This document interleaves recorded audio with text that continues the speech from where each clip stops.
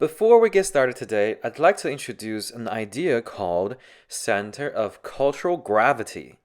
Basically, it was where all the new things were coming from. Artists, scientists, and the most important part, money. They work together and come up with new ideas, cultures, new instruments, and technologies. Back in the Renaissance, the center of cultural gravity was in Italy. To the Renaissance Italians, what were the Germans? Uncultured savages. The French? Uncultured savages. The British? Uncultured savages on a god-forsaken island.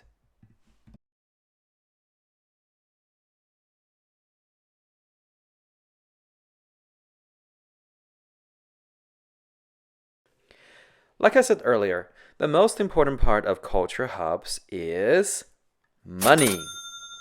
While Italians had been the cultural center of Europe for quite some good years, France took over with the rise of colonization, global trades, and the French wealth. The French court was very willing to spend their wealth on culture, architecture, and fashion.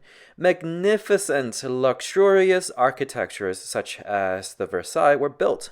Naturally, artists all over the world ran to the French court. For example, Giovanni Battista Lully, sounds Italian, he went to the French court and changed his name into Jean-Baptiste Lully. Spanish guitarists such as Fernando Sor, they have moved to Paris to France as well to make a living. However, guitar construction's center of gravity had always been largely in Spain. Even renowned builders outside of Spain, such as the Paranormal family in the UK, had been advertising themselves as the only makers of guitars in the Spanish style. Guitar had been rather a national instrument in Spain, mostly for dance or folk type of music. The stage had been set. The Spaniards had the best guitars.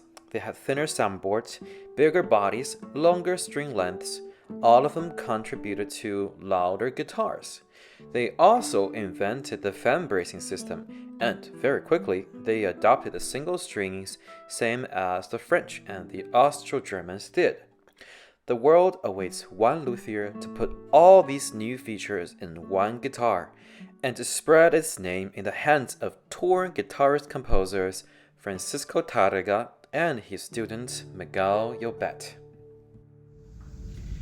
And then comes the Age of Torres. So Torres is a Spanish master luthier, and he wanted to push guitar even further, and he created the fan bracing system. A lot of people believe that the fan bracing system is the core, is the most important part of a guitar's sound, and I hear the arguments a lot when people are having troubles with modern construction guitars because there's no such thing as a fan bracing system in a lot of those modern instruments.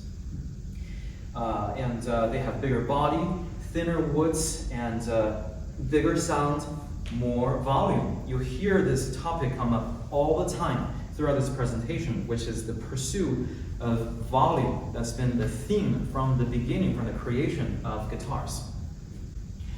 And this is the legendary La Leona Torres guitar. It was believed to be the model of all Torres guitars, and therefore the model of all modern guitars. Is FE, First Epoch 04, so that's Torres' way to mark basically how far it is in his creation. One of the first ones. And famous people who were playing Torres guitars. Over here is Francisco Tárrega. He composes a lot of pieces that we still hear and play today. And over there, his student Miguel Llobet, I play a piece by him today. And Miguel Llobet was believed to be Andres Segovia's teacher. Well, Andres Segovia doesn't like it to be put in that way. And you can read about more details on the timeline I passed you. So yes, the Torres originals, like shown here, there's a picture of Miguel Llobet. That was the time of pictures. They're not performed on today the same way as Stradivarius or Guarneri originals are. And I'll say it's mostly because of the invention of nylon strings. What if you want to play a Torres guitar today that is fitted to nylon strings? Well, that's why the Hauser family is so famous and influential. And that is Andres Segovia and his Hauser. They are German builders, and they build basically Torres-style guitars, and they before and after the invention of the nylon strings. So their guitars maintain the Torres aesthetics. You can see the same.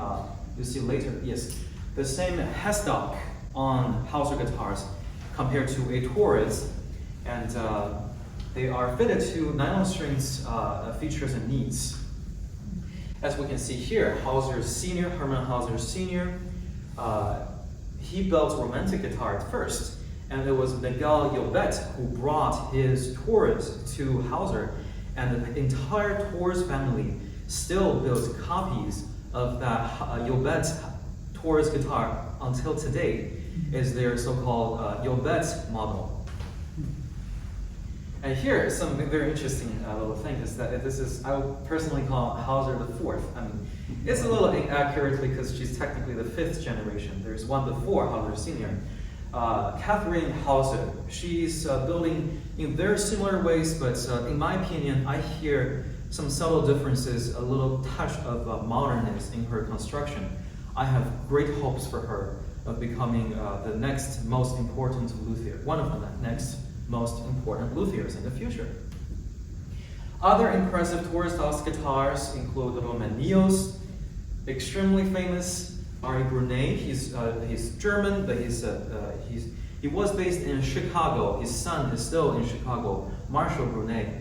And Enrico Botelli, a major Italian pedagogue, and Botelli's student, Fabio Schmidt, all are impressive guitars. And today, we are fortunate enough to have an Enrico Botelli guitar over here. And Dr. De Roche, if you don't mind. Yes, please. Okay. And he builds in similar to Hauser Torres style.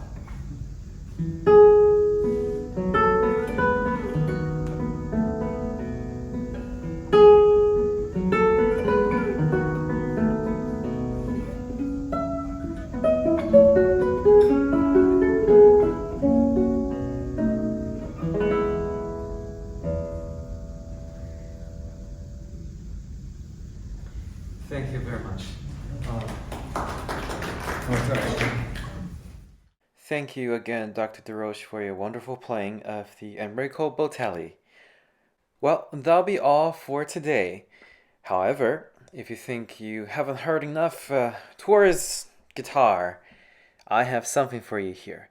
This is me playing Canção de Ladre on Jia Lanchen's Torres model. Enjoy.